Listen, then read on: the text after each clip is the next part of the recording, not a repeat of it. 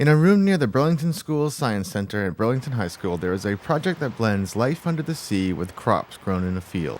An aquaponics lab built by Burlington School's own Steve Zarba is growing a variety of vegetables using a unique system that involves fish.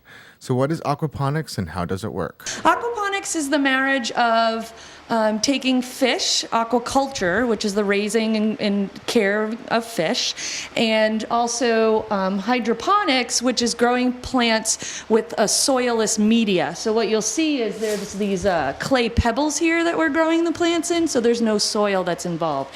And what's basically happening is the fish waste, the fish poop, so to say, is going down with the water into the plant beds, and it's decomposing and providing rich nutrients for the plant to grow, kind of like a fertilizer.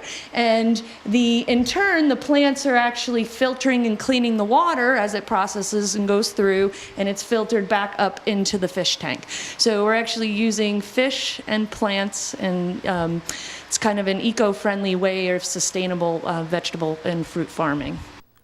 The aquaponics lab at Burlington High is being used to grow a variety of crops. Right now we have some tomatoes, we have basil in the back, some peppers, and we're just harvesting our lettuce here, which was very overgrown, and I'm cutting it up to distribute to some of the people here at the high school.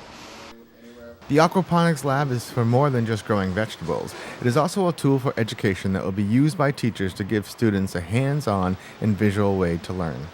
So they're environmental science and bio classes. The teachers, Mark Sullivan, the principal, this is mostly his project, and he's going to have his high school teachers bring the courses up here and learn about the nitrogen cycle, which is what I just described, how the fish and the waste and the water work together, and just to teach kids alternative ways of growing vegetables and other ways, besides doing it outdoors in a garden. And there's a lot of other scientific processes that you can teach here.